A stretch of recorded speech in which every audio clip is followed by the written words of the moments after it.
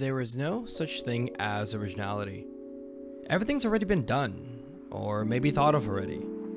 I simply think it's a romantic notion that, look at me, I'm at the center of the universe, look what I made. Look how creative I am. But I'm pretty sure you got your idea from somewhere, and that's fine. That's what art is. You're supposed to take all this influence and be motivated by it. Hopefully it inspires you. But everybody has a teacher, everybody has somebody to look up to, and that's amazing. And don't discredit yourself for trying to be like somebody else, or pursue a technique that somebody's really good at. Who cares? Like, that's how you create something that is yours. You take artistic influence for wherever you can get it. Photography, painting, architecture, Mother Nature, it does not matter. Just remember, art is a collective. It's everyone and everything, not just you.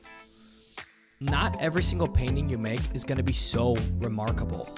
My biggest tip for beginner artists is find a piece or photograph that you deeply enjoy and try to recreate it. I want you to meticulously observe the painting, really study it, and see what makes it so special. Here, let's take a look. Recognize the flow of the image. See the composition for its entirety and see where your eyes naturally move and gravitates towards. Clearly identify the foreground, the middle ground, and the background. Recognize the balance and symmetry. Identify the subtle tonal change in the landscape. And don't forget to convert your image into a monochromatic one so you can clearly identify the highlights. Elevate your art by studying the lay of the land. This should tell you how you are going to apply the paint. And on this last note, find the basic shapes. Refine them later. Understand it first. And for those of you that are wondering, yes, I use a projector. I almost think of my paintings like a giant coloring book. I'm basically just filling in the shapes. Simple as that. And honestly, I think it's made me a better drawer. Made me a better drawer. What I'm trying to say is, it's allowing me to really pay attention to what is really necessary. I'm not tracing every single thing that I see, but just the big major shapes or the separation of value. I am incredibly protective of the creative process, and if I'm not having fun, I don't want to do it.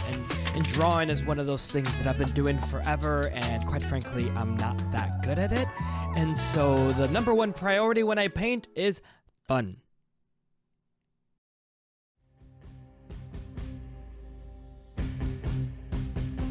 You don't have to include everything you find or see in the original. You don't even have to use the same color choices. And that's where you can really explore your own creativity. For example, I wasn't a big fan of the sky in the original photo. So I went and got some inspiration, and you can find it anywhere. And I got mine with AI art. If you're not familiar with Midjourney, it's a great tool to find inspiration. If you guys have heard of any form of psychedelic or like DMT style art, man, they will blow your mind. And I got a lot of my inspiration and color choice from that. Think of your paintings like a diary that you are displaying to the world. And make sure there's a story worth telling. And if there isn't one, then you gotta get busy living. Go outside with intention. I want you to collect these experiences and store them in your memory bank. Or take a photograph. Write down your experience. It doesn't matter. So when somebody asks you, how did you get there? How did you do that? You can always pull that up and convey it with accuracy and give credit to the world. I want you to attach these moments in time with moments on the canvas. And that is how you make it yours.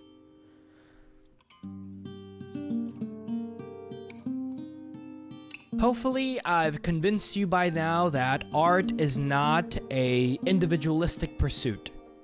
The act of creation is everything and everyone. And through involving the world around you, you have made something that's never been made before. Art is supposed to act as a unifying source of the world. It brings cultures, friendships, loved ones together in such a way that allows you to convince them or show them and demonstrate to them the way you see the world, the way you perceive everything around you.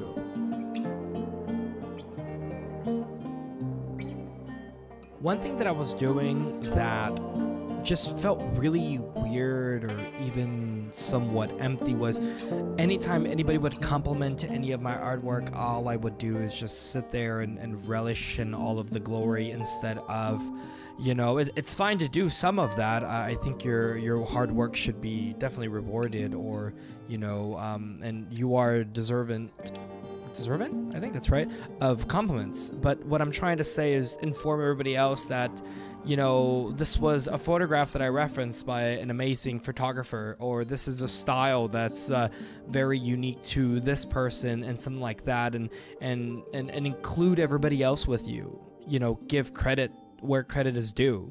And I think that's really important. So I'm challenging you to take a good look at yourself and your art and see who your influences are and wear them on your sleeve. I don't think there's anything wrong with that. And I think it's incredibly difficult to be creative.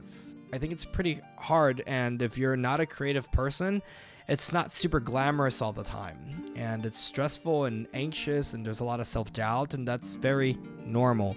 And remember, it's fine to reinvent something. I think that's really important. And when you take a really good look around you, that's the majority of everything. But anyways, I hope you enjoy these last final juicy shots of this painting. And I'm really proud of it. Enjoy.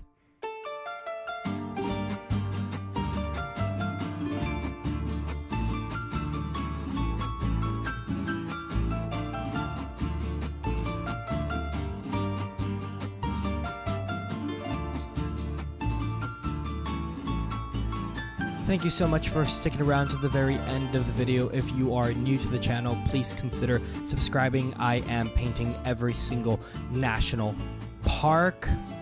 And if you guessed glacier, you are correct. I'll catch you guys on the flip side. Peace.